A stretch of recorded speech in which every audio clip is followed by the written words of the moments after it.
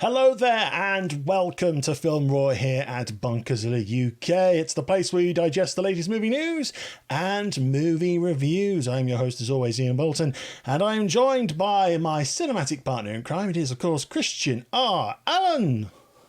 Hello. How you doing? How are you doing? I'm fine. I've just been underwhelmed by a pretty lackluster movie. Yeah. Spoiler for later on in the show. Though. It's like we're already giving people what to expect in this episode. it's how it's a great way to start the show. We're here to talk about movies. Well, today's movie was pretty mediocre. Shall I start again? Shall I be more enthusiastic? Okay. Hang on a sec. I'm fantastic. Isn't life wonderful? 2020 for the win. When was the last time someone said "for the win"? I feel like that's like 2007. I honestly do not know, and even you there going for the win, it still looked very, very weird. It was. I felt uncomfortable. I felt like I just wasn't being true to myself. I think my problem this week is that the only positive thing to have happened isn't related to movies at all. It's to do with video games. And I don't know how relevant that is to talk about here, but video game movies, but then video games are well, actually, I higher life form, I suppose. I can bridge it because I have just played. I have just played Uncharted for the very first time. Ah, okay. And not only is it wonderful, it's one of the best video games I've ever played, and I can't wait to get into the sequels. And I'm aware that I'm 13 years out of date. Every second I play this game, I just think to myself, this would make a brilliant movie. But of every game I've ever played, this one screams film adaptation. And knowing that Tom Holland's been cast as Nathan Drake as well, I just think that's such great casting. Because the production has resumed now, hasn't it? I believe so. We've got Tom Holland as a young Nathan Drake. We've got Mark Wahlberg as Sully. Oh, as well. Wahlberg's playing the character. Yeah, Wahlberg is Sully. I'm kind of on sort of proverbial fence. I'm proverbial fence simply because I do like the idea of the film. I like the people involved. Obviously, the track record of video game movies for the last couple of years has not been particularly last couple strong. of years, last couple of decades. Oh yeah, I mean, well, if you ignore something like Pikachu was okay. Sonic was fun. Sonic was fun. So we've been okay at the moment, but we're always due another colossal failure at some point. Yeah. So I'm kind of going, we'll see, because basically this is, I think, charting the start of their relationship, which they do shed light on a bit in Uncharted 3, Drake's Deception. So there is a little bit there where they go back and look at their past. And if they're going to focus on that stretch, fair enough, because then I think if you're trying to do Drake's Fortune or Among Thieves as one best of package, I can imagine things going a little bit wrong, and then I can also imagine fans not being happy if something goes wrong, especially when for a while they've been wanting someone like Nathan Fillion to play Nathan Drake. Oh, that would have been good casting. Yeah. Have you seen the fan-made film someone did? No. Well, someone went on and did their own little fan-made film for Uncharted. They actually got Nathan Fillion to play Nathan Drake, and they also went and got Stephen Lang from Avatar, like the big bad from Avatar, playing Sully. It's like, those two are perfect, and you kind of go, oh, this could work. But it's like, no, Sony have kind of gone in the direction of, we'll have Tom Holland, and obviously Tom Holland has been very, very popular with Spider-Man, so I can understand why. In terms of Tom Holland's casting, I mean, he's not physically similar, and he doesn't have the same voice as the Nathan Drake in the games I'm playing. But if it's going to be a case he's younger, and just thinking the physicality of the role, like what I'm doing with my triangle button, most actors wouldn't be able to do. I can believe Tom Holland going, jumping onto like impossible ledges and things like this. I remember there's a story of when he was doing like the auditioning for Spider-Man, when he was doing a screen testing along Chris Evans. He just came in, did a flip. just to show that he was Spider-Man. He just arrived. Yeah. And he went whoop, and Steve and Chris Evans was going, all right, yeah, he's Spider-Man. But no, the Uncharted games are pretty much the closest you'll get to playing like an Indiana Jones story. Yeah, it's the best of Indiana Jones. Like, and speaking of, it's a bit of a stretch here. I think the greatest video game adaptation of all time is Super Mario Bros. Which, you know, we know Blade Runner is a poor man's Super Mario Bros. I am being facetious. I'm just trying to wind up as many of our beautiful Twitch viewers right now. I'm sorry, everyone, that he has to say these things. Just to let you know as well, as we are broadcasting this episode on Twitch, this is pre-recorded, so we're not technically live at the moment. But there is a moderator in the chat, and I would like that moderator to give us a good old Bunkerzilla roar right about now. So yes, they're in the chat. They'll be able to engage with you guys about your movie discussions. So do let the moderator know what you've been watching. Chat about movies. Have you gone and seen Mulan this week? Have you got to the premiere access? Or have you seen Tenet or New Mutants or something like that? We would love to hear. Or Super Mario Bros. Oh, no. God, no. It is dreadful. It is dreadful. But as always, you can always let us know what movies you've also been watching by emailing us at filmraw@bunkerzilla.co.uk. So, talk to me about Mario then.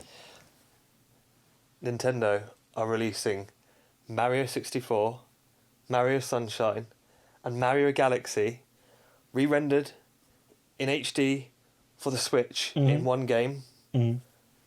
I haven't been this happy all year. They've just added All-Stars to the Virtual Console. The original SNES version. Yeah. So you can have the nice cleaner graphics of things like Super Mario 3. I prefer the re-rendered Super Mario 3, and maybe blasphemous for some purists out there. It's more in line with the brand. More with brand Mario look. brand Mario look. Apparently, the one change they've made to Mario 64 is they've made the M on his hat uniform. Okay, fair enough. Modern logo. Fair enough. Corporate branding has to bleed into everything. It's me, Mario Corporate. Everything must look like me. Like, oh man. I mean, there has been talk of a Mario movie for quite a while. It's in pre-production. I think they were going with Illumination Studios. Yes. Or working with Illumination Studios, Nintendo. So Nintendo, have actually reached out and made the communication with Illumination for Universal, because Universal Studios Land in Japan, they're about to have Super Mario World open there. That looks incredible. And I think that's moving over to they're also bringing it to the newer theme park they're building. I say newer, the brand new theme park that they are building called, I think, Universal Fantasia or Fantasies or something like that. I'm not sure. I do apologise, theme park fans. But I know it's happening because they're saying, we're going to launch this brand new theme park from Universal with all these different lands, and Mario was front and centre in that communication. But I mean, the reason why Nintendo have not licensed any video game adaptations since Super Mario Bros. Was just because how disastrous a film that was. Yeah. I mean, it's a really, really strange film. I mean, I don't understand how you make the leap from playing the first Super Mario Bros. Game to that. I mean, it's just, I don't know how much cocaine was going on, like being thrown around in the studio executives. Do you have a feeling that this was kind of like a video game movie made by committee who just thought, we'll take the core premise, but then we'll just make it funky, for today's audiences? What core premise? It's like they're not. It just. They're plumbers. Yeah, plumbers. They're plumbers from. But wait, the animated TV show was before the film, wasn't it? Yeah, with Captain Lou Albano playing it in the live action. Do the Mario!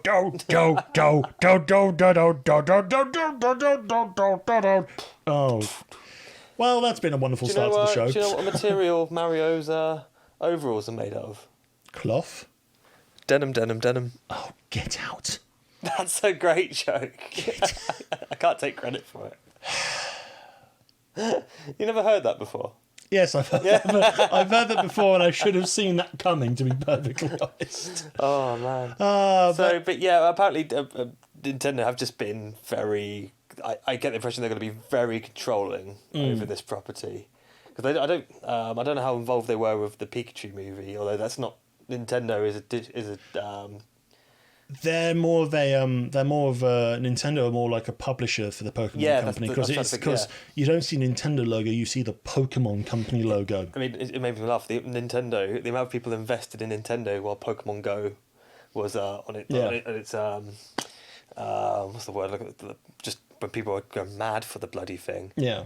Only a week or two later, people realised that Nintendo weren't involved in that product at all. It's like, Nintendo, why is my mobile phone not working? Well, it's not having to do with us, Mario. It's not me. Well, I mean, like a Mario movie, again, the plots are so simple, but then again, they're no more complicated than half the good Disney movies anyway. True. Rescue the princess, get a cake. That's the plot to 64. It's like, you get a cake. Peach, little kiss. Like... Really? Have you never played Mario 64? I've played parts of Mario 64. It's one of the greatest video games of all time. It is video game perfection. The fact that they were producing Ocarina of Time at the same time as that. Now that's the thing, right? So a Mario movie would be fun, but a Zelda movie, like a proper budgeted live action Zelda movie, could be incredible. But you just know they're gonna screw it up somehow. They're gonna make Link talk. And he's going to go, Princess! No. No. Instead of actually looking at the Nintendo games, they're going to look at the Philips CDI games of Link. Lord. With those really trippy animation sequences. And if you ever watch Game Grumps, watch the compilations of them playing those games, because it is on another bloody level. The Nintendo were not involved in those whatsoever. Now you must die! It's an even bigger stretch from that. Then Super Mario Bros. To Super Mario Bros. It was like, wow, princess! Ha! Really ugly flash animations as well. Yeah. Like, they look like they've been hand drawn in MS Paint. The power of CDI. CDI. I used to have a CDI. Really? There was... You must have had Dragon's Lair with it. No, I didn't. Oh, that's the game most people got if they had a CDI. They got Really? Dragon's Lair, yeah. Oh, no, I remember Daimo's Crest was fun, and the Sorcerer's Apprentice, nothing to do with Disney. Yeah, that was all right. Aside from that, it was pretty abysmal. Did you have any CDI movies? No, I didn't. Did you have the CDI game of Thunder in Paradise with Hulk Hogan? No. It exists. We need to play that for this show. We need to find a Philips CDI player, unless you still got yours. Oh God, I burnt that for a GameCube years ago. Or like, need to sacrifice it to the video game. So gods. we need to find a Philips CDI player, and then we need to find a copy of Thunder in Paradise and see how weird this really gets. Thunder in Paradise. That was the sort of Baywatch spin-off. That was it? No. That was Hulk Hogan taking like Knight Rider into making it a night style boat. So it was all about the boat, because the boat was so super powerful it could take down pirates and stuff like that, but then it had the same sort of casualty as... That's not a word, is it? Casualty. It is now. Fuck it. Casualness? Casualness of Baywatch, yeah. Casualty is a very different thing. It's a drama on the Beeb designed to make you go, don't do that with that ladder. No. Why are you breaking several important health and safety violations? You just deserve to get like your skull caved in. How the hell did we get to Casualty? I don't know, but what is the purpose of this show? Films? Yes. So look forward to the Super Mario movie when it never gets made, because Nintendo will not be happy with Illumination, because they've yet to make a good film. I'll give you the first Despicable Me. Okay. First sequel Life of Pets wasn't too bad. Oh, it didn't go anywhere. It's all right. There was some really interesting stuff in it. They clearly just bottled it. They chickened out halfway through. That's just basically just went, well, it doesn't have a minion in it. Nope. Minions movie is abysmal. Yeah, you've complained about Minions on Trivial Titans. The fact that there were fire hydrants in London never doesn't upset me. Sorry for the use of a double negative. I just can't think straight of how angry I am right now. But because this is a movie show, we best start talking about movies, and we start the show as always with our cinematic week.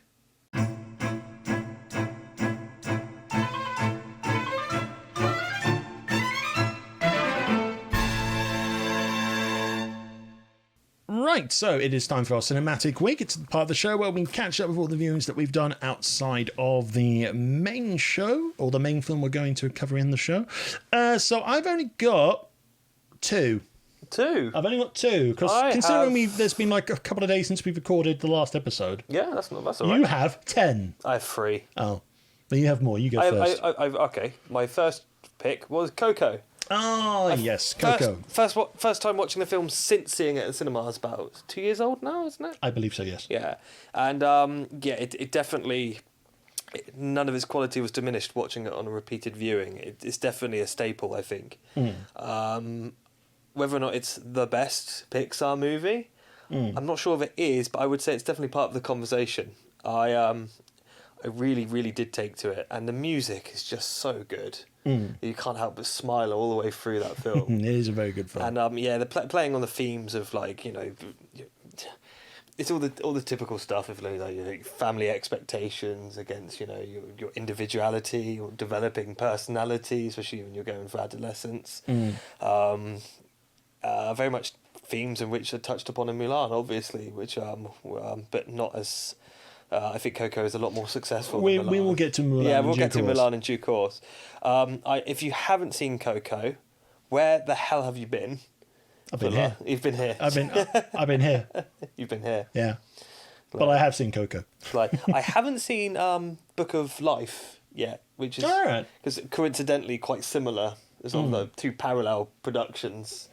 Yes, they are. Yeah, so very much the only other examples I can think of cinematically is The Raid and Dread.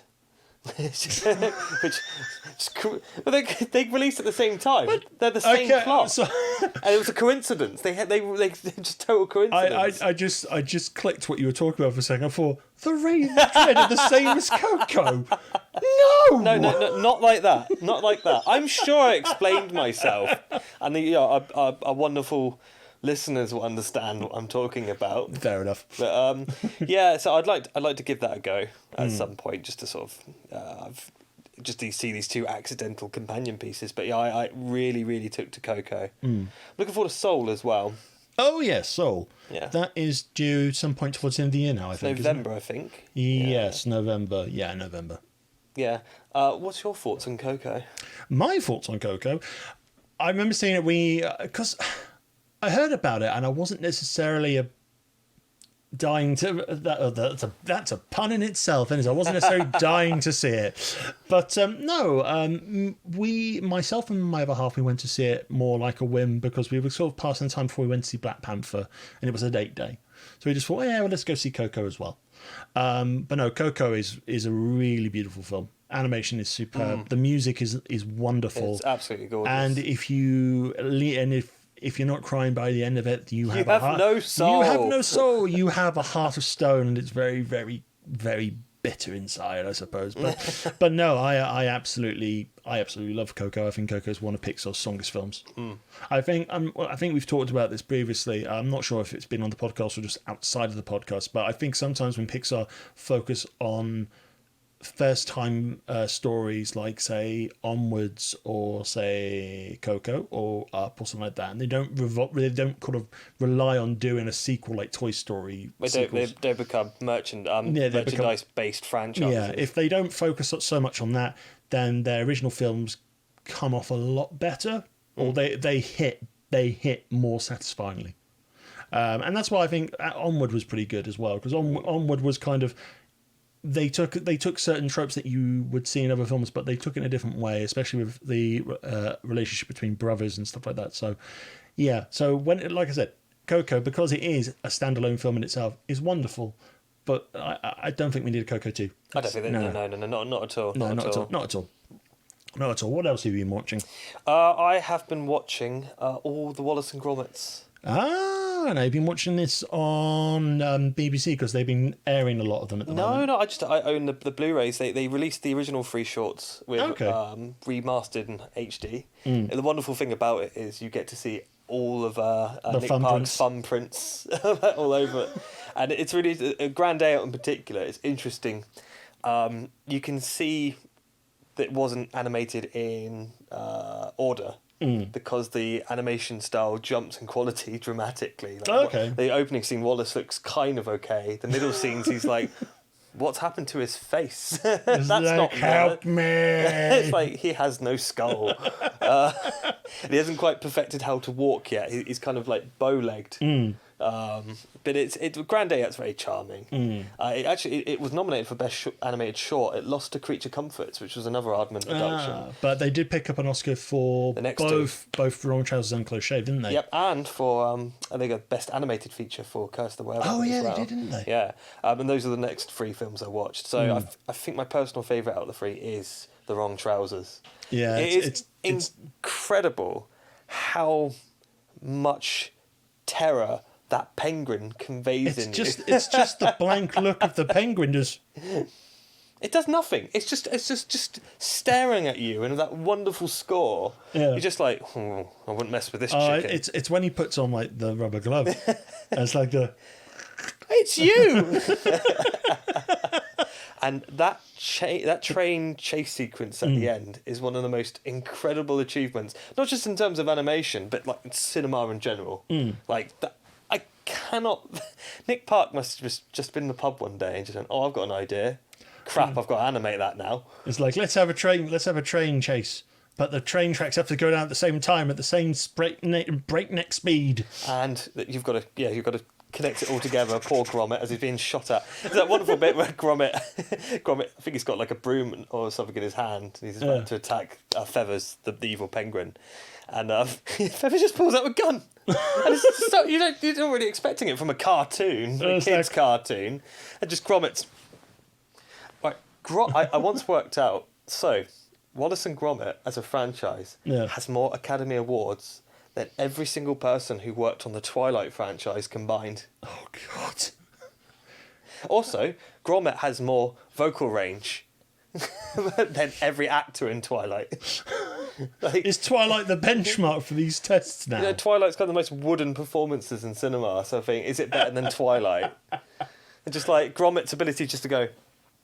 his eyebrow conveys so much. And then, of course, I jumped into Close Shave, which is wonderful as well, because you get to meet Shaun the Sheep. Yeah, without it, there's no Shaun the Sheep franchise. No, and I love the Shaun the Sheep stuff is great. Absolutely. The movies are fun as well.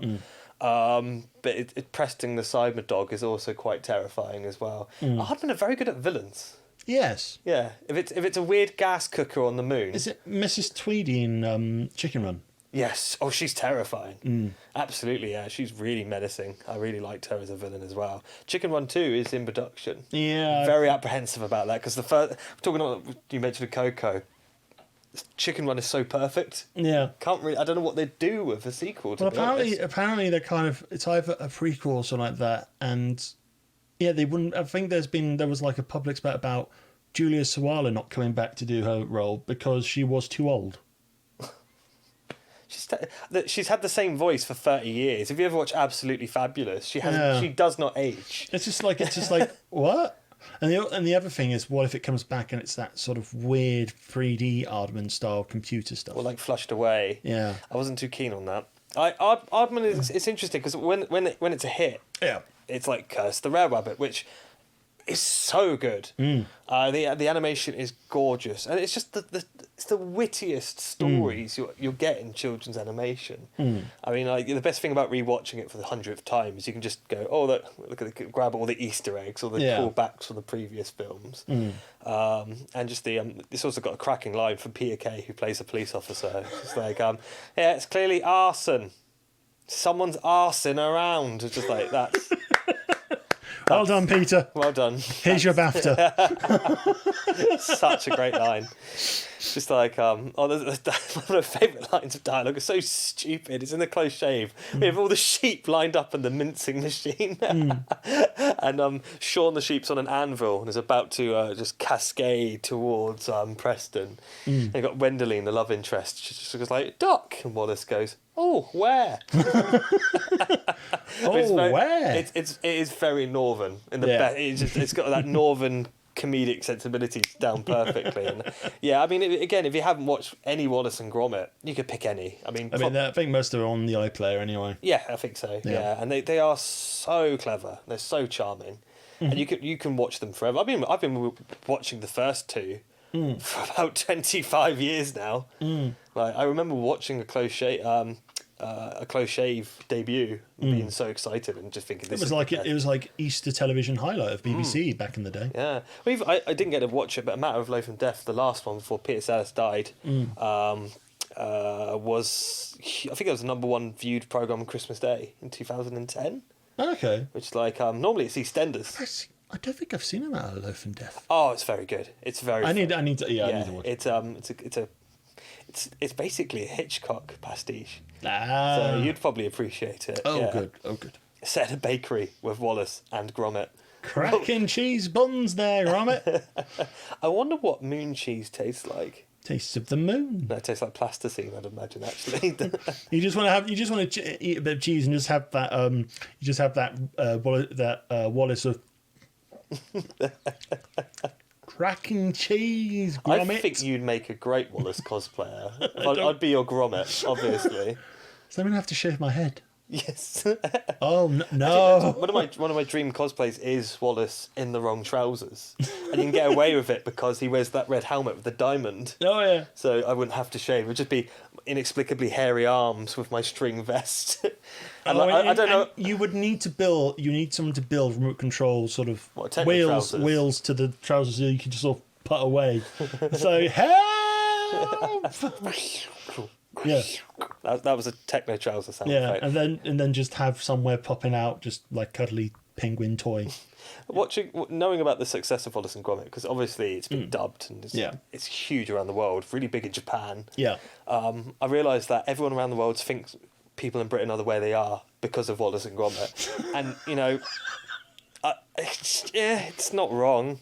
It's not wrong. So it's all about the cracking cheese, Gromit. Absolutely. And I followed it up. I decided to stick with stock frame animation. I watched Kubo and the Two Strings. Yes, this is Studio Laika, isn't it? Laika, yeah. How do you pronounce it? I don't know. No. But I know there's a K in it. Yeah. K and I think they're a bit. I really took to Coraline. Yeah, Coraline's really liked good. Coraline. I didn't like the box trolls. It was just a bit too boxy. Yeah. Just strange. I mean, the way cheese is used in Wallace and Gromit is charming. The way it was used in Box Trolls is just really off-putting. I don't know. It was just really weird. Oh, okay. Have you watched Box Trolls? No. Did they do? They did Paranorman as well, didn't they? I haven't actually seen Paranorman. I think they've done Paranorman. I think they did. So they've done Box Trolls, Paranorman. They obviously done Kubo. Their recent one was Missing Link. I didn't get a chance to see that. I haven't seen it. It's on Netflix. Yeah. But Kubo and the Two Strings is incredible. Regardless of ignoring the animation, the story is a delight anyway. But the animation is absolutely exquisite. Yeah, so I watched Kubo, and I think in terms of Studio Laika's body of work, Kubo is by far it's their magnum opus. It's by far their best piece. It's. I think I thought it was going to win the Oscar, but I realised it was up against Zootropolis. Yeah, which is it's just a really I don't know. It's frustrating. Some years the animation, every single one is like you look at it and go, yep, that should win. Yeah, that was like when you just see a bunch of films go up against each other and go, oh, it's like who do you really want to win? Yeah. I'm glad you're all there. You're all winners. Yeah. You're all my children. But I've taken you've seen Kubo. I haven't seen Kubo. You haven't seen Kubo? You'd love Kubo. So it's got Matthew McConaughey plays a giant beetle samurai. All right. Yeah, it's basically that. But I'm a beetle. Yeah, that's basically it. That's most of his dialogue. And Charlize Theron, she plays a guardian monkey. Okay. A snow monkey. And she's terrifying. She's more terrifying in this than she is in Mad Max. Or Monster. Yeah, but no, the movie's very good. It's definitely a homage to Japanese folklore. Yeah, the animation is stunning, and it is a lot of sort of I don't know how much they've. I don't want to use the word cheated, but I don't know how much CGI they've used in this in order to create this sort of origami magic throughout the film. But it is a visual treat, and I would recommend it. I think from those films I've watched this week, I think the top pick would have to be Coco. Okay. But they're all great. I'll give them all 5 stars. You just got your bucket of 5 stars going, 5 stars, 5 stars, 5 5 stars. Anyone who gives Wallace and Gromit in a close shave less than 5 stars is a psychopath. It's just It's true. It's true. I'm just checking what I gave one or two of the films. What would you give? Grande out, maybe 4 stars. Grande out, 4 stars. Wrong Trousers, 5. Definitely 5 for Close Shave. Were Rabbit, 5 stars. I haven't seen Love for Death, so I can't really give proper judgment. That's a 5-star movie as well. Yeah. But like, and you'd give Coco 6 stars because we're Dave Meltz all of a sudden. It's just become a wrestling match then, has it? Yeah. Was it in the Tokyo Dome? Yeah, no, it was in the Mexico City equivalent, obviously. And Okay. there are luchadors in this film. The Lucha Dome. The Lucha Dome. 7 stars. There must be an arena called the Lucha Dome, surely. There probably is, and I think wrestling fans might be shouting at us on Twitch chat right now. Rey Mysterio is just furious. Oh, well. But that was my cinematic week. We haven't talked about any of your films. No, we haven't. I've only got 2. I've only got 2 this time around. So let's start off with something nice, something fun. Let's talk about Batman, Mystery of the Batwoman. Now, this is, I think, one of the provisionally last sort of DC animated films before they began their proper DC animated universe. I think it's the last in canon with the Batman animated series. Yeah, in line with Batman the Animated Series and Justice League and Justice League Unlimited. And basically the plot around it is a mysterious Batwoman has turned up. She's causing havoc to an arms deal trade from the Penguin, Rupert Thorne, and another crime lord in Gotham. But she's not affiliated with Batman, so Batman must try and figure out who this Batwoman is. And there's several suspects in play. You've got a Bob Boss's daughter, you've got a wronged tech whiz, and you've got a brand new police officer to Gotham PD. So the potential suspects are endless, because it's definitely not Barbara Gordon, because she's at university.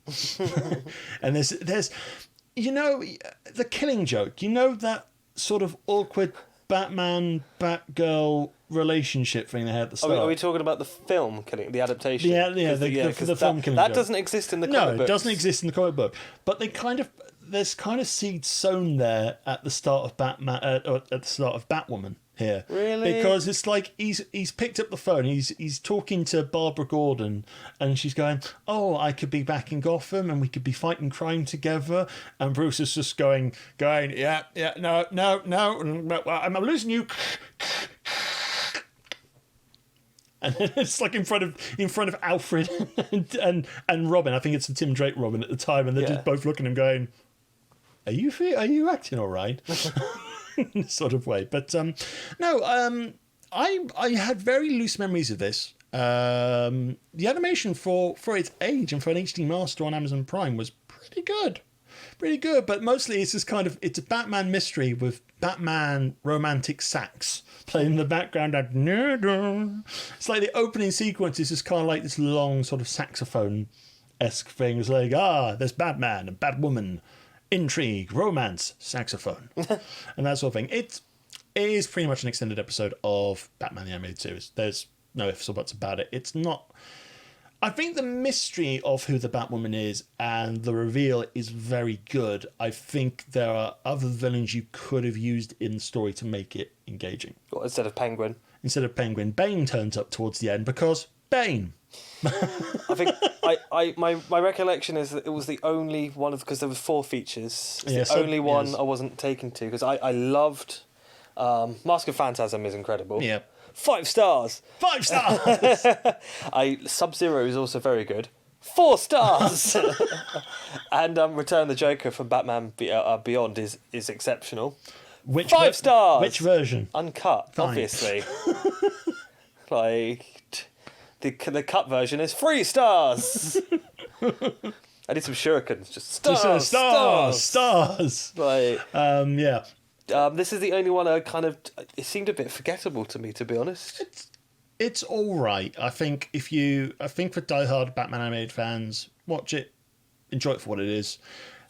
I think if you're trying to get someone into the animated universe of Batman, this is probably not the best place to start, because it is throwaway at times. But it's like, again, I think there are some good moments there. I think the mystery, I think the reveal is really, really good and clever. Other than that, it's kind of It's kind of like season 3, season 4 tier Batman animated as well. Still extended where it was just kind of starting, not say quality of the performance and that were going down here. It was just basically, it was running out of steam at that time. Yeah, I think it was being stretched out for toys. basically. Yeah. I mean, and they've clearly had the sights on Superman and Justice League, which were great as well. Yeah. But it's all right. I think if you're a fan, watch it. Yeah. I mean, it's like give it at least one go. Is it included in the Batman Blu-ray set? It is not. No. Because they have Sub-Zero and Phantasm, don't they? Yeah. It is available on Blu-ray, I believe, from US import, and I believe it's not it's available on DVD in the UK. It's not available on Blu-ray in the UK, but you can get an HD version if you watched it on streaming platforms. So you do have your options. You do have your options. Last film of my cinematic week, Hitman's Bodyguard. I didn't get the chance to see this. What did you think? I've seen this a couple of times now. Did you grab it on 4K? I've got it on 4K. It's for those watching. It's an action comedy. Ryan Reynolds is one of the best bodyguards in the world, and after a botched mission, becomes kind of like low tier, or just kind of becomes like a very bad bodyguard person. Bodyguard, not bodyguard person. But then he is tasked with looking after an assassin played by Samuel L. Jackson, who they are bitter enemies, and they must somehow work together so they can get Samuel L. Jackson to The Hague so he can testify against war criminal played by Gary Oldman. And hilarity ensues in that sort of sense. How similar is it to The Nice Guys? The Nice Guys is more of a noir story. Yeah. Or it's like it feels like more like a gumshoe detective thing. Whereas with Hitman's Bodyguard, this is just like a pratfall about action comedy where it makes no lies of what it's trying to be. It's basically we're here to just be silly for 2 hours and not try and be too deep about things. The chemistry between Reynolds and Jackson's really, really good. The action sequences aren't too bad. It was Reynolds, sorry. Yeah, Ryan Reynolds. I thought it was Gosling. That would have been a very different film. That's why I asked about Nice Guys. Nice Guys, yeah. But yeah, it's Ryan Reynolds. Oh no, I don't know why I thought it was Gosling. Well, I haven't watched every it. Every Ryan sounds the same. Has Ryan Gosling and Ryan Reynolds been in a film together? I don't know, but would the universe collapse if that happened? I think they're the same person. Well, one has slightly brown hair and the other has blonde hair. One takes their glasses off and they become Ryan Reynolds. True. So what was I saying? Yeah, there's some decent action sequences here. It is throwaway action fluff. It absolutely is. It's directed by Patrick Hughes, who did Expendables 3, which again, I didn't mind. I think out of the 3 Expendable films, that one seemed the most coherent, I suppose. I haven't heard the word coherent and Expendables put together before. Well, I think it was the more competent of the lot, because basically it's like bits and pieces of the previous 2 worked, but then there were bits and pieces that are just clearly too much. I mean, it's like I always think there's just the first Expendables film. It's like, yes, you see all these action legends playing together on the same screen, amazing, but it self-indulges itself, and it's like it could have been leaner. You could cut probably 20 minutes off, and it would be a better film. But no, you got to have everyone has to have their moment. Everyone's got to have their sort of as long as you retain Stone Cold Steve Austin clotheslining. I can't remember who he even clotheslined. I think he clotheslined Stallone. Because he has a mini fight with Stallone. I think Stallone got injured because of that. Really? I'm not sure. There's a feature-length documentary with the original DVD Blu-ray release.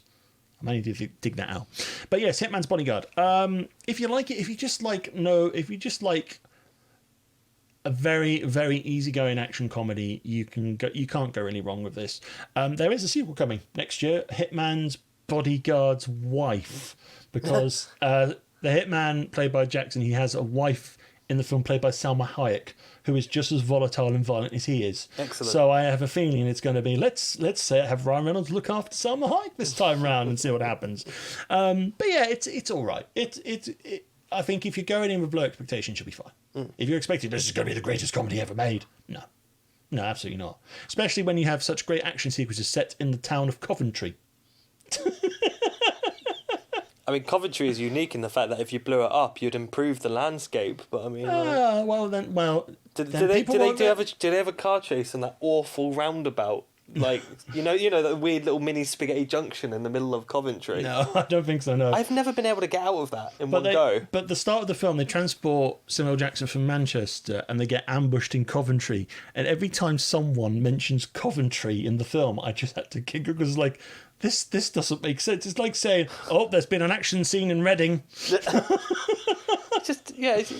It's like you imagine hearing the words, oh yeah, there's been an ambush set in London, or there's been an ambush in Manchester. Those sort of town names sound right. It's like Coventry. And don't get me wrong, Coventry's a lovely place for university, especially in terms of Warwick Arts Uni, because that's obviously where That's not Coventry though, is it? It's on the outskirts. It's not Coventry. Coventry. I have friends who live in Coventry and they don't think highly of Coventry, so you don't have to beat around the bush about it. I can fan them. Like... But yeah, it's just so those little words of we've got this like this has all gone down in Coventry. Coventry. Who would have thought the world would end in Coventry? Oh dear. But yeah, those are my two films of the week.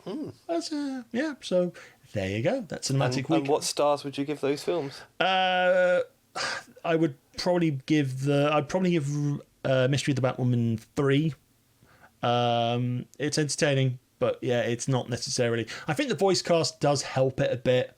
It's like I said, I still was very surprised by the animation quality. I remember it being kind of weaker, but then go, oh, this is quite nice. It's more in line with Justice League Unlimited cartoons, really. Yeah. Hitman's Bodyguard, I give 3.5, just simply because there's good chemistry there, and there's really good action sequences in Amsterdam when they go to Amsterdam. So. Coventry. After Coventry. They go to Coventry. It's Coventry, then some country roads, Amsterdam, The Hague, done. If the film was set entirely in Coventry, would you be giving it 5 stars? I'm not sure. Depends what they get up to. It's when this is when they just bring the action to the Warwick Uni on the outskirts. I don't know if it's me just getting trapped on a roundabout as all I want is a KFC. That's my experiences of Coventry. Even my sat nav just died. It's just went, nope. You've entered Coventry. Sadness. What is that dark place? It's called sadness. Anyway, shall we crack on with the show? Yes. Anyway, it's time to move on to our main film review of this episode, and it is Disney's live-action adaptation of Mulan.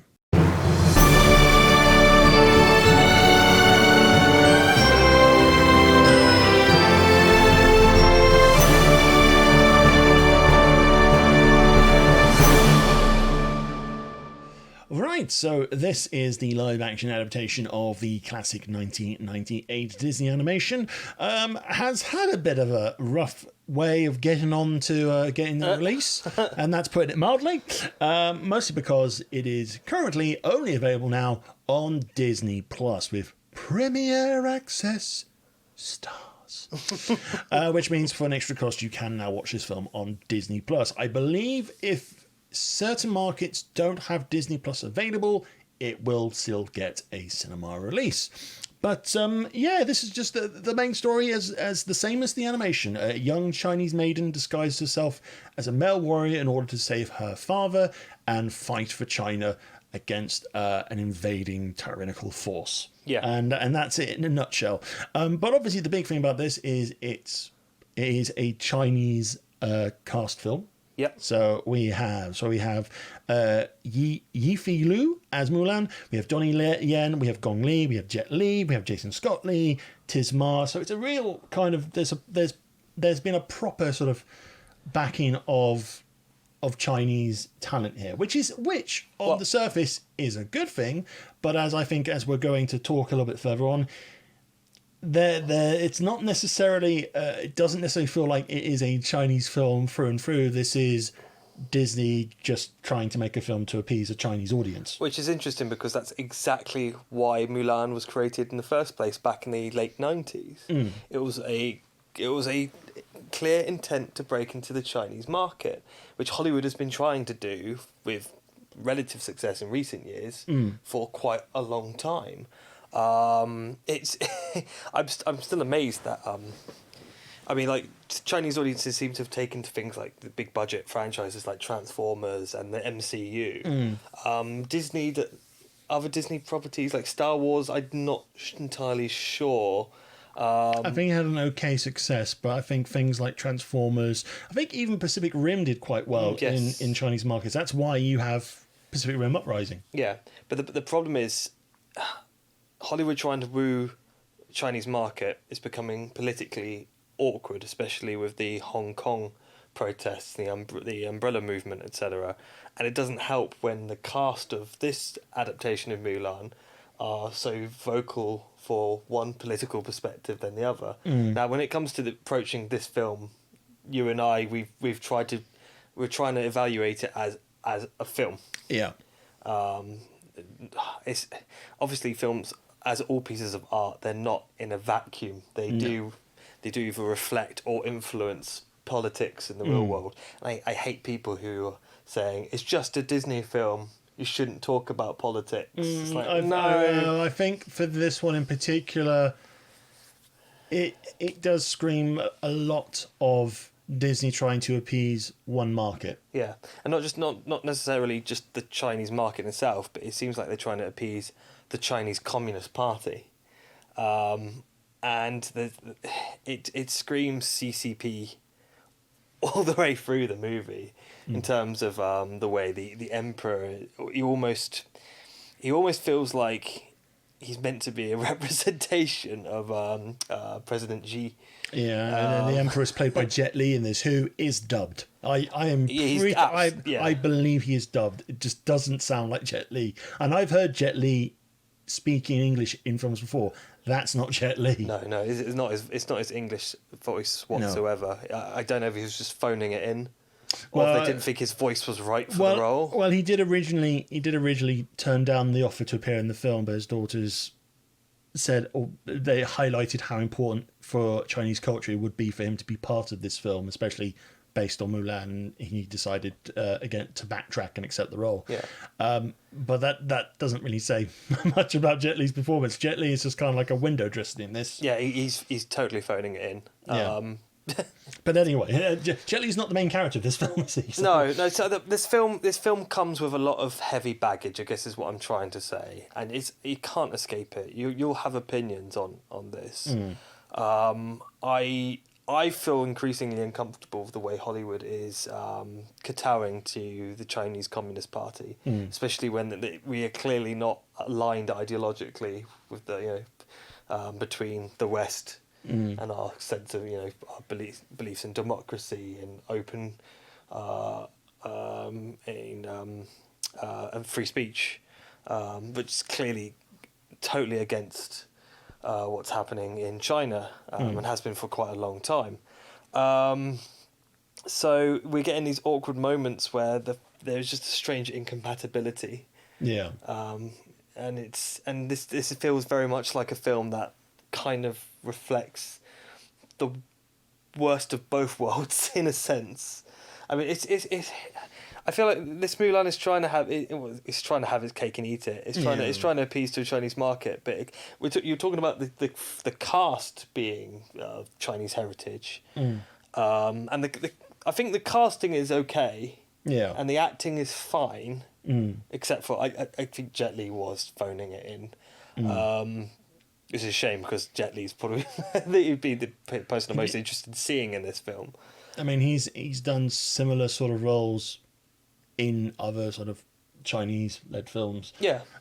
Chinese-produced films, sorry. And he's had a lot more of an impact and a lot more... He looks like he's more with the film. Yeah. Or with what he's doing. Well, he's definitely...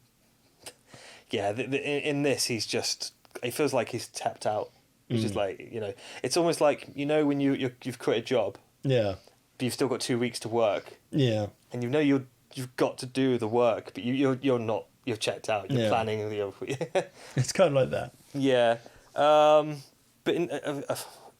so I'm getting off topic. Yeah, so aesthetically, to a Western audience, this would probably appear Chinese as a film, just spoken in English. You look at the producers and you look at the creatives behind it, and it's all American. Yeah, and the story itself feels Disney. Yeah, it doesn't feel like I'm watching a piece of Asian cinema that happens to be in English. I mean, one of the things we picked up in watching the film was the sort of strange parallels to a Star Wars story, yes. and it was just I think you mentioned it at the very start, and we just couldn't shake it throughout the rest of the film. One of the biggest... So, I'm trying to still process my thoughts on this because we've only just watched the film. Yeah, One of the biggest problems of this movie is that it looks and kind of feels like an adaptation of Mulan, but in actuality, it's basically a Chinese-led Star Wars, and specifically Disney Star Wars. Mulan here is almost the same character as Rey from Force Awakens onwards, and she has the same Mary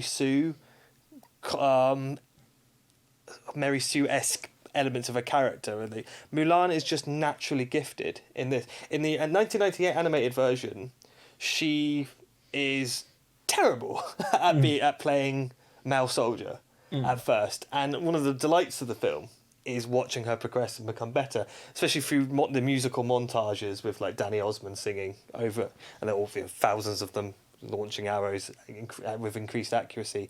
Here, she is a natural talent, and it's so cringy because rather than calling it the Force, they've taken a piece of Chinese philosophy, qi, as in life force, energy, which, oddly enough, is what did influence George Lucas in creating the Force, which is always meant to be a very loose sense of Eastern mysticism incorporated into that grand sci-fi opera. They've taken the Force from Star Wars and called it Chi here in such a ham-fisted kind of awkward... It's exactly the same as Force Awakens, Last Jedi and Rise of Skywalker. It's the way they use the Force in those films is the way Chi operates here. And because Mulan has access to the Chi, but she's a woman, she would be considered a witch. So it's taboo. And it's a really strange... It just doesn't work, and it undermines the character because in the you have no interest in Mulan because she's so gifted already. Yeah, she doesn't struggle at all, really. There's a few moments where they try to convey that she's finding the experience tad depressing, being away from her family. There's a whole bit where she's starting out, and then all of a sudden she has like a spark in a fight with one of her fellow soldiers, and then Donnie Yen just says, "You're holding back. Don't hold back. Unleash your chi," that sort of stuff. And it's like, oh, absolutely fine. I can just start fighting everyone. I can start kicking spears from the sky. Kicking arrows at people that are flying towards her. And I'm not entirely sure. I don't think turning this into it feels like a Western attempt at making a classic, a sort of like 80s wire fu movie with a Disney CGI. Yeah. And with layers of fantasy thrown at it, which I think it hinders the movie. Yeah, because you've got Gong Li playing one of the antagonists. She's playing like this mysterious witch character. Known as the witch. She's just known as the witch or something like that. And basically she's assisting the villain played by Jason Scott Lee in trying to take over China. Well, it's interesting because we say that if Mulan is Rey, she is Kylo Ren. Yeah. She's the dark side of the Force. Because they have an encounter halfway through the film, and it soon becomes it's like, you're just like me. It's like, you're strong, courageous woman, and people shun you because of that. Join me, and we can rule China together as sisters. Not what actually happened, but it's caught the spirit of that scene. Yeah, pretty spot on, and it's just really awkward and clumsy, and it's really strange because the witch character, she's so overpowered. There are moments throughout the film where she could have. I'm generally convinced she could have conquered the whole of China herself. Yeah, on her own. She even had the opportunity of killing the emperor, like within 5 minutes of the film, but she didn't. I don't know why. I mean, it's like she's more powerful than the lead invader, so it doesn't make sense. It's a bit weird. I mean, if you want that sort of character to be a really terrifying, be like your lead villain, make that the villain. Yeah. They've made it. She's an awkward compromise. Yeah. Where I don't think they. I don't know if they were worried about having a female antagonist, which they may have been worried about detracting from the message they're trying to convey of sort of like female empowerment here. Because I mean that is the heart of the story. It's about a young woman trying to break against social conventions and family conventions. And then the basis of that in itself is an inspirational story to young girls. Well, that's the thing. I don't think you need all the extra layers they've thrown on top of this film. I don't think they need it. No, it's like they could have done that and just had a pretty traditional war film side of things, and that still would have felt more authentic to the occasion than having mysterious characters sort of turning to kestrels and flying around, or falcons or kestrels, and so forth. And yeah, I don't know. It's like you were saying about the action sequences. The action sequences, they're okay, but the problem is, like you said, it feels like this is Hollywood trying to make its own sort of Iron Monkey style US film. The editing is all over the place when it gets to those sequences. You pointed that. You were counting the cuts at one point, weren't you? In the finale, I was counting one sequence of the film, and I was just going, there are 10 cuts in about 1 minute's worth of footage. Yeah. And some of it, I don't know what's going on. And the fact is, with films like Iron Monkey, you go back to those sort of films that this is trying to emulate, this is trying to pay homage to. Those films, yes, they have very out there action sequences, incredibly elaborate, yeah. But at least you knew what was going on, and you weren't disorientated by what was going on. No. You'll find you're absolutely right. That's films like Iron Monkey or like other they sort of like Hong Kong movies at the time. So the set pieces can be as crazy and elaborate as they want, and sometimes they were. Iron Monkey in particular, Once Upon a Time in China 2 springs to mind, and other films like that. Going back to Jet Li, but you'll find that the cinematography, the actual filming of the sequences were quite grounded, and it wasn't as fast paced as the action stars are. Yeah, it was like a calm frenzy to the sequences. Yeah. I feel like I don't know if the director's done any action sequences before. I know Nikki Caro, the director of this. I don't think she's done any action sequences, this kind of action before. No, I mean she made Well Rider, which was an Academy nominated drama. Yeah, but that's a very different kind of movie. Drama. Although it's interesting because it's got similar themes. Well, yeah, it's very similar themes. It's about a young girl trying to find her way in a sort of, it's a New Zealand village, and trying to find her way through tradition and so forth like that. But yeah, in terms of drama pedigree, Nikki Caro has it there. It's just action doesn't seem to be. It's. I think if to me it feels like because the choreography of the action sequences are technically sound. Yes, I mean they're a bit. There is a bit of a logical inconsistency I found. It's like at certain points, it's dialing up to 10 all the sort of crazy sort of Chinese martial art wushu techniques and stuff like that. So you've got cameras turning, all that sort of stuff, and then you get to like one of the big set pieces in the middle of the film. It's just a standard war battle. It wasn't very good. It was quite plain, and it was frustrating because that scene. What frustrated me about that scene is why the hell would. Do you know how big China is? Yeah. Right. So why are those armies so small? Did they run out of extras? I don't know. I swear there was 100 people in each side. Like that's a skirmish at best. Like because the anime. So I have a lot of problems with this film. I think you haven't actually watched the animated version. Not. I would still recommend that. I mean, it's interesting because that film died in China. It was panned. I believe it was seen as quite culturally insensitive. In terms of the animated film itself, I mean, I'm aware of certain bits through things like Watch Mojo lists. They highlighted recently that the Chinese army kind of coming across this destroyed village was a very impactful sort of dark turn for the film. And hearing that and looking at some of the visuals with that, I can see why it would be a dark moment for a U-rated family film. You look at the live action version here, they do a similar scene, but they're not necessarily they just sort of they're just sort of they walking walk through. They just walk through, and there's a pile of helmets. It's like, oh no, a lot of people have died here. Carry on. Yeah. And it doesn't have that emotional punch you would expect to have. No, the scene you're talking about is very powerful in the original, especially because it's so cruel. The film does. There's a song called "A Girl Worth Fighting For," where all the soldiers are talking about, you know, what kind of lady they fancy. The film kind of touched upon that, recycled it as straight dialogue. There's one scene of that, yeah. Yeah, so that you have this very jaunty, like, kind of marching... It's a fanfare, fanfare for 2-3 minutes, and the joke is like Mulan is pushing that, you know, I want a clever, strong, capable woman, and the other soldiers laugh at her.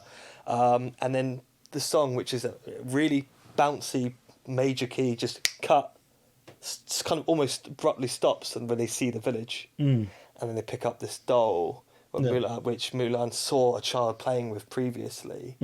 And it's things like that really... It was far more effective in conveying the horrors of war than a live-action movie, with such a huge budget. It's really surprising. I don't know if it's because, although Mulan is a cartoon, its attitude towards... Sorry, like 98 Mulan is a cartoon, its attitude towards towards war was very grounded. The way that war is presented in this version of Mulan is so cartoony that you can't become emotionally invested in it. It feels more like a live-action cartoon. It's a strange inversion of the original. Yeah, that does sound right. That does sound right about inversion there. Yeah, it's bizarre. And I generally think... I was, in my head, I thought... I was quite excited about this when it was first announced a couple of years ago, because I thought it would be a gritty, almost... you can imagine, like, Saving Private Ryan for kids. That kind of, like... In terms of the amount... Obviously, this is the latest in the live-action reimaginings.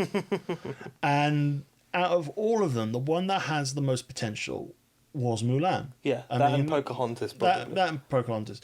There was a very good potential here, especially with the talent involved and so forth. The fact that they were trying to make this as authentic as possible. That was kind of like, when you look at things like you look at Aladdin, or you look at even some of the other ones. I mean, even Jungle Book and stuff like that. It's Beauty like, and the Beast. It's like it's like you can't understand how it would work as a reimagined live action without destroying something that's important to the original's soul, or the thing that just sort of was easier for audiences to connect with. Yeah. So Mulan had an opportunity here to be something in complement, I suppose. So basically, yes, we don't have Mushu, we don't have the dragon and so forth like that. Fair enough, that's fine. If they're going down this route, that's good. That means you're going, okay, we're trying to keep this grounded, realistic. But it feels more. It's like, I haven't seen Mulan the '98 cartoon, but from what I already know about it, and obviously people love the soundtrack. I mean, I've been to conventions where the music gets played at parties and stuff like that, like "I'll Make a Man Out of You," that sort of stuff. Yeah, that song is great. I feel there's a lot more heart and soul in the '98 animation than there is in this version, and considering out of all of the films I wasn't really expecting that heart and soul there, the one I was expecting this to probably work would be Mulan. Yeah. And it doesn't. No. It doesn't. I mean, 4K on Disney Plus looks lovely. And that's all I can really kind of say, because everything else is kind of, it feels haphazard. And it's like, when you mentioned the Star Wars reference at the start of the film, we just couldn't shake it. No, it was very cringy. We just couldn't shake it. And by the finale, we were disengaged with it, because like, we're not deliberately trying to not pay attention to the movie, but when you find the silly elements of the film a lot more attentive than, say, what's going on there, you don't care about the threat. You don't care about Mulan saving the day. No. It's just, at the end of the day, it's just like, okay, they've kind of made a live action version of this cartoon, but it doesn't have a soul. No. And that's to be honest, that's my criticism of every live action. Disney remake over the last 3 or 4 years is, with the exception of maybe Cinderella, which I need to sort of have more of a Cinderella think about. I've seen bits of, and I kind of... It's a bit of an odd outlier, isn't it? But the others, including this, they're visually... They are a series of films made by very talented people, and they lack soul. They have no heart, and they just feel vacant. They just feel hollow. Yeah, really, and this is probably, I'd say this is the worst of the bunch. Ooh, yeah. You think Lion King's worse? I'm still pretty annoyed at Lion King. How dare you take out Be Prepared? Or replace it with just a speaking version. I mean, it's going back to the sort of broader cultural issues with this film and the original. I'd say it's fascinating seeing the sort of online reception. Both films appear to have failed in actually talking about Kubo and the Two Strings we talked about earlier. Yeah, is a Western movie made by Americans, and it's a homage to Japanese storytelling, and it has heart. It's got soul. It's clever. It's very clever in terms of its storytelling, and at no point does it feel like it's insulting the culture in which it's engaging with. It feels very much like a sincere and earnest homage to Eastern storytelling. Same with the original TV version of Avatar, Legend of Aang. Yeah, that's again, it's an American production that's embracing Eastern storytelling, and it does it very well.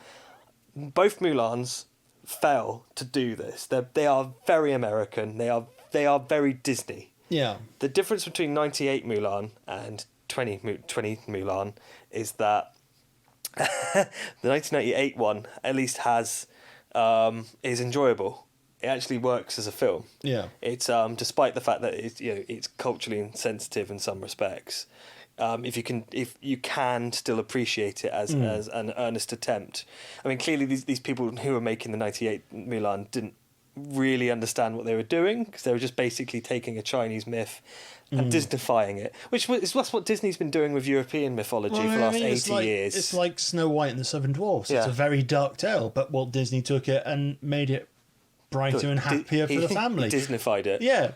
You still have those sort of shocks with even recent ones like Little Mermaid. I say recent, that's not that recent, but comparatively speaking, Little Mermaid is a lot darker in the original tale. Yeah. The Hans Christian Andersen version, she dies at the end. For God's sake, turns into bubbles. And you couldn't have that in a Disney film. No. And it's interesting. If anyone who's any scholars out there who take a keen interest in Disney will probably know that the Grimm brothers Grimm, I should say, they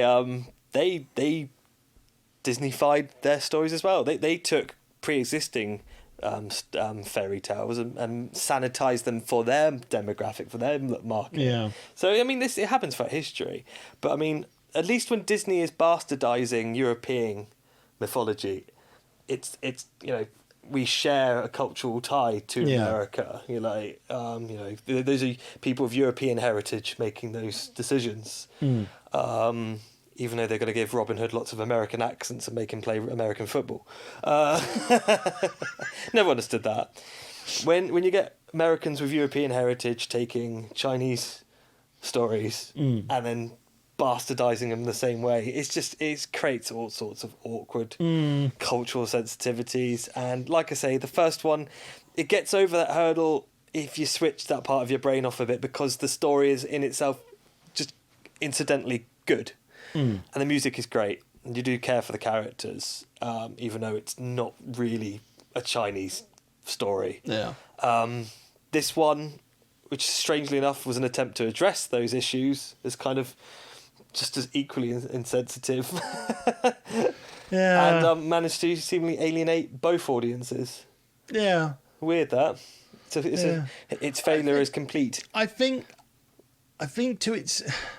one thing that does bug me about this is we haven't been able to see this on cinema screen. I don't know if that would have changed my overall opinion of it. I don't think so. I really don't like what Disney have done in terms of selling this film. Yeah. The subscription model. I prescribe you Mulan! Inject it straight in my veins. Would you spend $19.99 on this film? Well, we had to here. Yeah, we did. Yeah. I mean, I'd rather pay like a £5 cinema ticket in Reading and watch this on a cinema screen. I mean, the fact of the matter is, I can appreciate, again, it's like throughout the COVID situation, I appreciate why certain studios have done this. And for certain studios, it's worked delightfully well for them. Universal with Trolls World Tour. But I don't. I think I raised this before. My problem with this is what sort of messages is sending about again. We talk about this is a Chinese cast, female lead film about a female character getting empowerment and stuff like that, and you've just relegated it from a big screen to a small screen. And it's like, yes, you can turn around and say, oh, it's COVID's fault. It's like, well, no, Tenet's just proved that you can release a film and people who are interested will go and see it. Yes. Because Tenet's made the 5 million in the UK in its opening weekend. Yes. And the fact probably there's been less uproar about it because it's Mulan.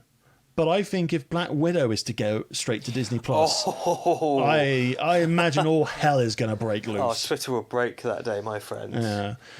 Black Widow needs to be a major cinema release. There's interesting points you make there, actually. I hadn't really considered that, because you're right, this is obviously, at its core, this film was meant to be about female emancipation. And even though that message does get confused, and...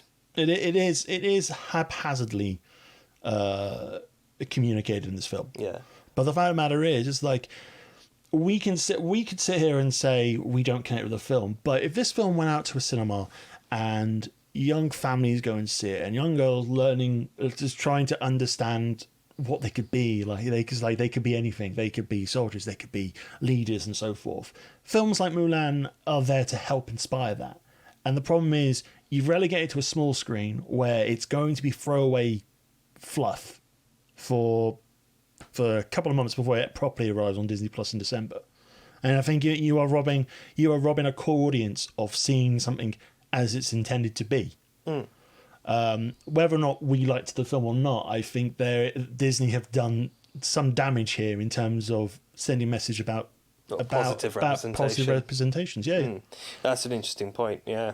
I mean, I think Disney just panicked, thought that the cinemas wouldn't be in the state they are at the moment, because I think Christopher Nolan has saved cinema, literally. And I think they decided to send Mulan out as a way of basically testing the water. If this is successful, this is definitely how other major releases are going to be like. And I think I don't know.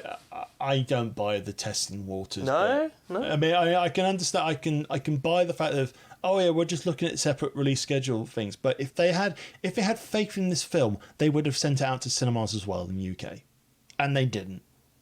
There's basically it's like, oh yeah, we're testing the waters. It's like, okay, then offer people the choice before. If they want to see it in the cinema, they can see it at the cinema. If they want to watch it on Disney Plus, they can see it on Disney Plus.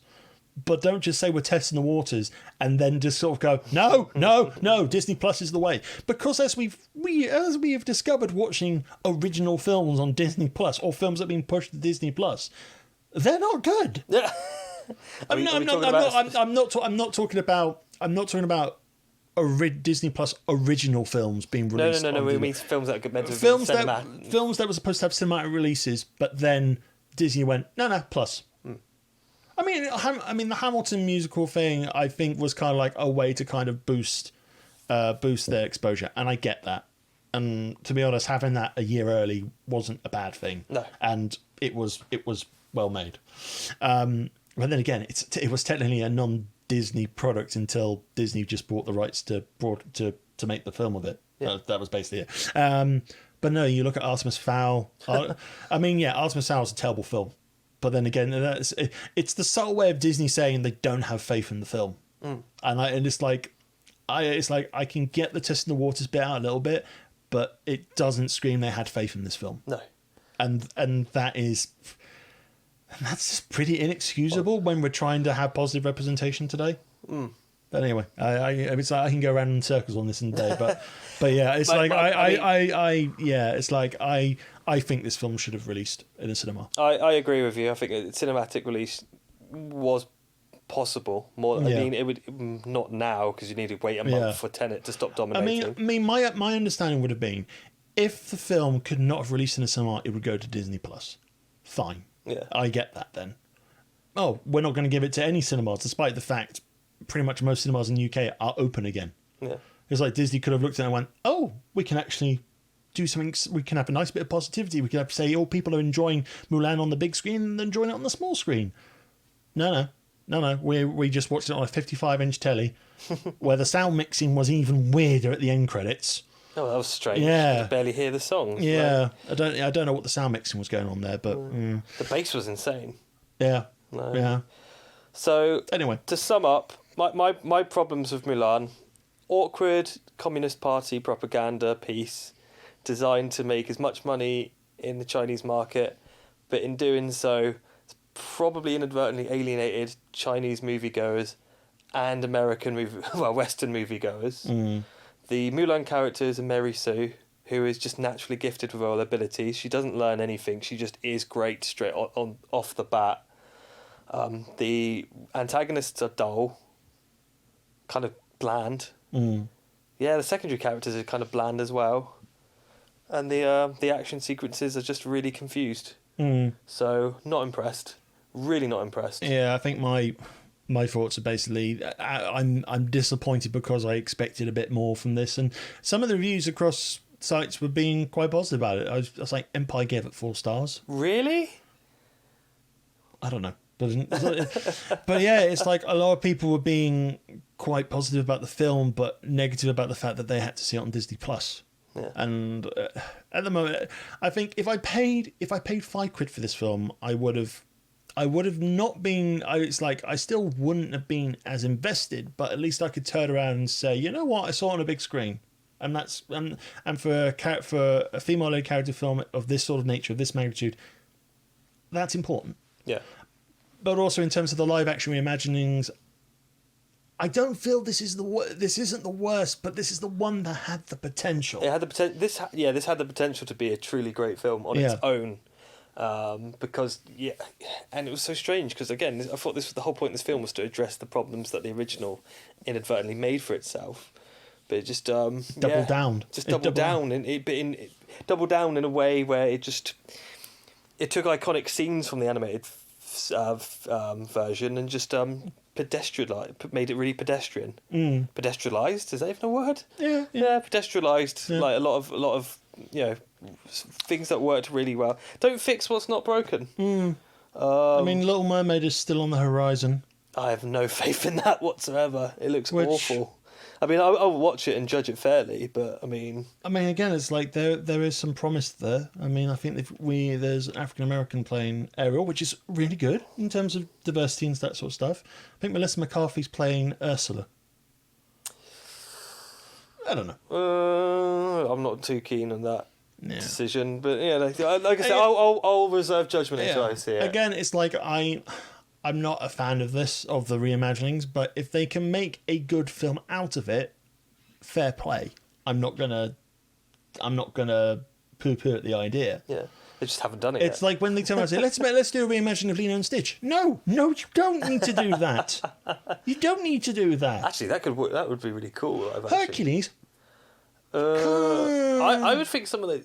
I mean, if we're going to Atlantis, the Lost Empire, Treasure Planet. I think the lesser known, less successful films would flourish in this. That's the frustrating thing, that they're adapting the popular ones. And it's obvious why they're doing that, because they want that Disney dollar. It's like dollar. Mickey Mouse money.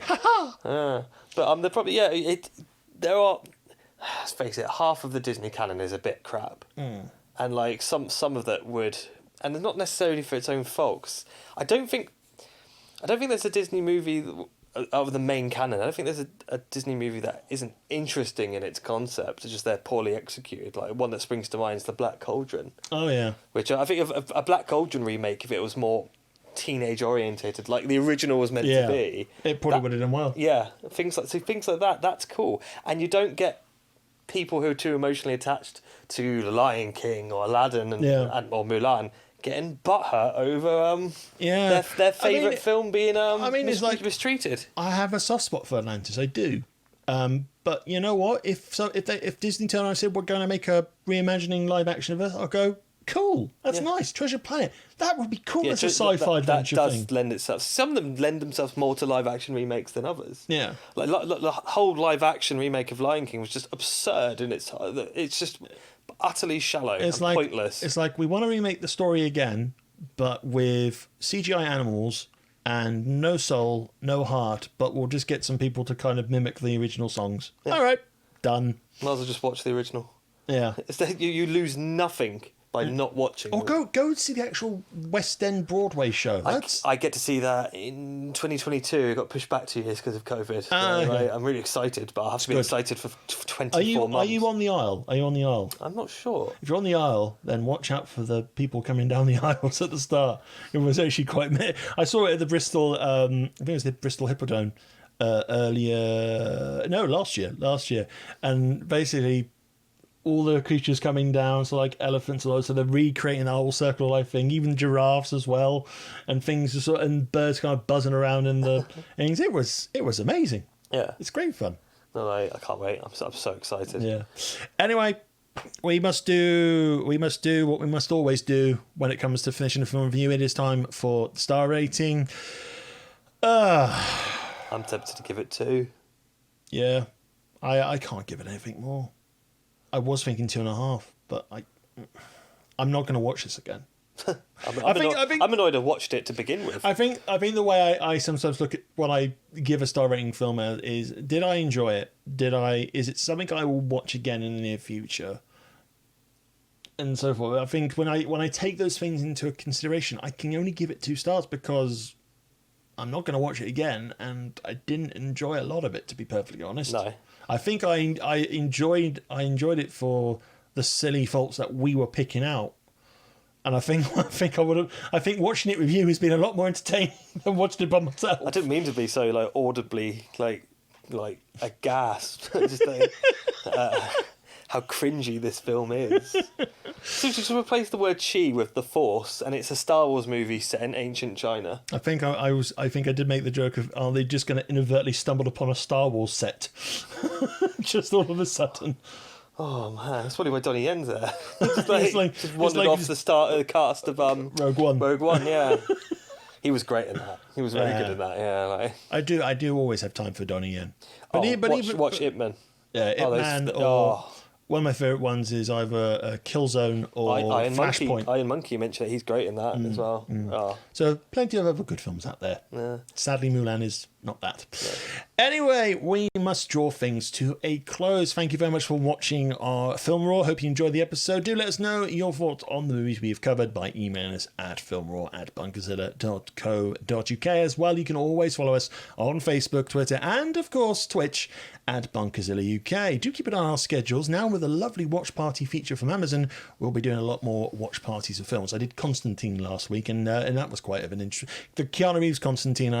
We did a watch party of that, and I hadn't seen that since the cinema. I was like, this is it's like anytime after post John Wick, any gruff, angry Keanu Reeves character who is not Neo or from Speed or that, it's like you're just an angry demon hunting John Wick character, aren't you? It's just all John Wick. Yeah. So we'll be doing a lot more of that as well. So do keep an eye bunkerzilla.co.uk for full schedule details. We have no idea what we're reviewing next week. No idea. It's going to be a mystery. Hopefully you'll join us and we'll find this mystery out together. But until then, thank you very much for watching. I've been Ian Bolton, and joined as always by Christian R. Allen. May the Force be with you. Always. Oh, sorry. May the chi be with you. It's like, do you know which film we're talking about now?